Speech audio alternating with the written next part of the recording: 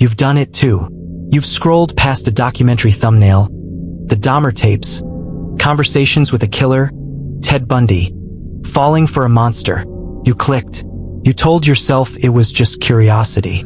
But when the story began, when the music crept in and the mugshot appeared, something inside you stayed hooked. Why? Why do we feel drawn to evil? Why does horror comfort us?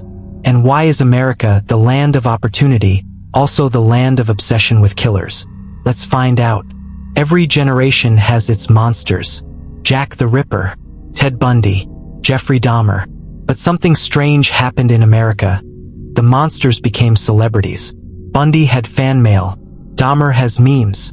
Netflix turns mass murderers into bingeable content. Somewhere along the way, fear became entertainment, and death became a brand. Psychologists call it morbid curiosity, the pleasure of confronting danger from a safe distance. When we watch true crime, our brain releases dopamine, the same chemical triggered by roller coasters, gambling, and falling in love. We crave that mix of fear and fascination, the rush of adrenaline without the risk. It's not madness. It's biology. Neuroscientists discovered that when you're scared but safe, your brain rewards you.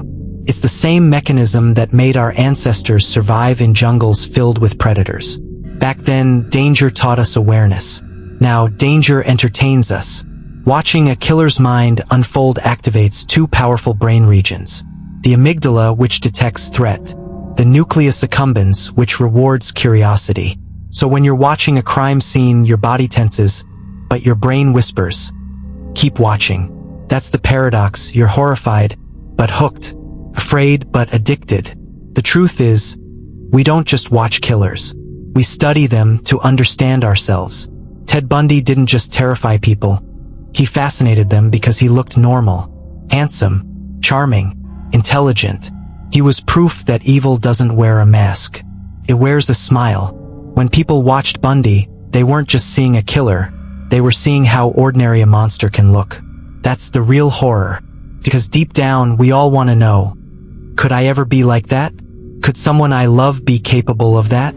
The line between fascination and identification is thinner than we think. America gave birth to the serial killer archetype. Not just the real ones, but the cultural ones. Hollywood turned killers into myth. From Norman Bates to Hannibal Lecter to Dexter Morgan, they became symbols of intelligence, rebellion, and darkness misunderstood.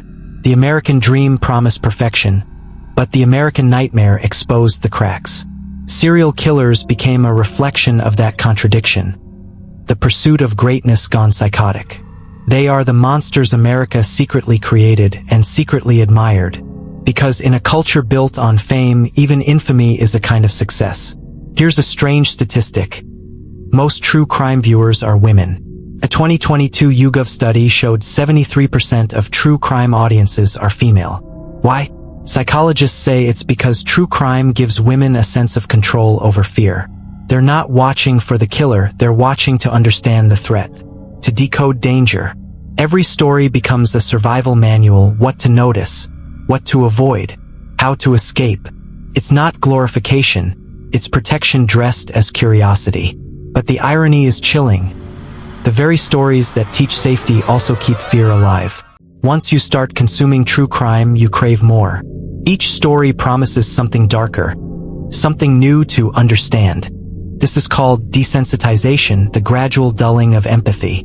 The first time you hear about a murder, it shocks you. By the 10th, you're analyzing the method. By the 20th, you're ranking documentaries by their editing style. The mind adjusts. Evil becomes normal. That's when fascination crosses the line into obsession. When killers stop feeling real and start feeling like characters. Every obsession needs an architect.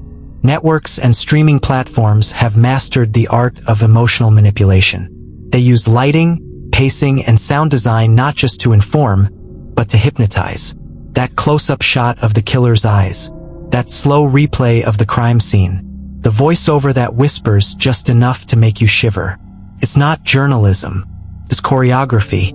Fear packaged for profit. Netflix doesn't want closure. It wants continuation because every new killer means a new season. And we keep watching because deep down we want to feel the darkness again. safely. There's another layer to all this: social identity. People use true crime as a way to connect. Podcasts, Reddit forums, TikTok theories, entire communities built around analyzing death. It's the modern campfire, where we gather not to tell ghost stories, but real ones. It makes us feel informed, prepared, safe.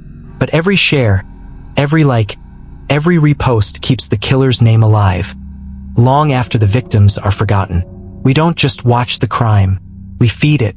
What does it say about us that we find comfort in murder stories? Maybe it's not sickness. Maybe it's survival instinct, our ancient wiring trying to adapt to modern life.